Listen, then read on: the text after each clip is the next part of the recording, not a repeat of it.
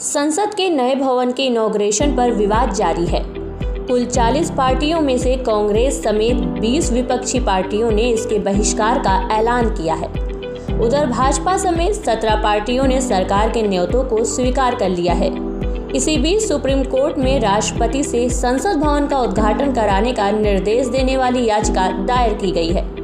याचिकाकर्ता का कहना है कि लोकसभा सचिवालय ने राष्ट्रपति को उद्घाटन के लिए आमंत्रित नहीं करके संविधान का उल्लंघन किया है। विपक्ष का कहना है कि राष्ट्रपति द्रौपदी मुर्मू को दरकिनार कर प्रधानमंत्री नरेंद्र मोदी से नए संसद भवन का उद्घाटन कराने का निर्णय न केवल गंभीर अपमान है, बल्कि ये लोकतंत्र पर भी सीधा हमला है।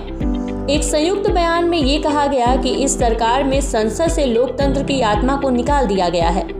ऐसे में नए भवन का कोई मतलब नहीं। इस रिपोर्ट में आपको विस्तार से इस पूरे विवाद को समझाते हैं। नए संसद भवन के उद्घाटन को लेकर विवाद बढ़ता ही जा रहा है। इस उद्घाटन समारोह का बायकॉट करने वाले विपक्षी दलों की फहरिस्त भी बढ़ती जा रही है। कोई इसे पॉलिटिकल इवेंट करार दे रहा है तो कोई संविधान का अपमान बता रहा है। पार्टियों ने स्वीकार किया सरकार का न्योता। जिन राजनीतिक दलों ने सरकार के आमंत्रण को स्वीकार किया है उनमें Bhajpa, Shiv Sena, Shiromani Akali Dal, national people party, nationalist democratic progressive party, Sikkim क्रांतिकारी मोर्चा, जननायक जनता पार्टी, राष्ट्रीय लोक जनशक्ति पार्टी, आरपी, अपना दल, Tamil Manila Congress, AIADMK, BJP, Telugu Desam party, YSR Congress, IMKMK और साथ ही साथ AJSU MNF शामिल है। ये पार्टियां कर रही हैं विरोध। कांग्रेस समेत 20 विपक्षी पार्टियों ने इसे बहिष्कार का ऐलान किया है। कांग्रेस के अलावा Trinamool Congress, DMK, Aam Aadmi Party, Shiv Sena, Samajwadi Party, Rajad, CPI, JMM, Kerala Congress, VCK, Ralod, Rakampa, JDU, CPI, साथ ही साथ IUML, National Congress, RSP, AIMIM और साथ ही साथ MDMK शामिल है। किसने क्या कहा? कांग्रेस नेता जयराम रमेश ने किया PM मोदी को टारगेट।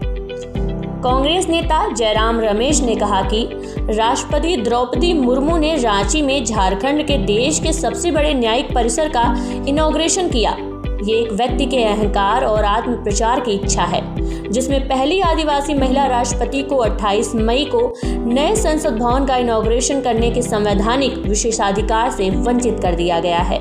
गुलाम नबी आजाद का नपा-तुला बयान। गुलाम नबी आजाद ने कहा कि जहां तक नए संसद भवन बनाने की बात है तो ये नई बात नहीं, ये 32 साल पहले कांग्रेस की ही सोच थी। अब कोई इसका बहिष्कार करता है या उद्घाटन समारोह में नहीं जाता है तो इस पर कोई टिप्पणी नहीं करनी चाहिए। नए भवन का निर्माण जरूरी था और ये अच्छा है, अब ये बन गया है। विपक्षियों पर बरसे CM योगी। यूपी CM योगी आदित्यनाथ ने कहा कि नई संसद पर बयानबाजी करना गलत है। विपक्ष सिर्फ राजनीति कर रहा है, ये गैर जिम्मेदार रवैया है। राहुल गांधी ने ट्वीट कर साधा निशाना। राहुल गांधी ने ट्वीट करते हुए लिखा, राष्ट्रपति से संसद का उद्घाटन ना करवाना और ना ही उन्हें समारोह में बुलाना, ये देश के सर्वोच्च संवैधानिक पद का अपमान है। संसद अहंकार की ईंटों से नहीं, संवैधानिक मूल्यों से बनती है। बीजेपी दलितों, पिछड़ों और आदिवासियों की जन्मजात विरोधी है। आप वहीं आम आदमी पार्टी के राज्यसभा सांसद ने भाजपा पर तंज कसते हुए ट्वीट किया, बीजेपी दलितों, पिछड़ों, आदिवासियों की जन्मजात विरोधी है।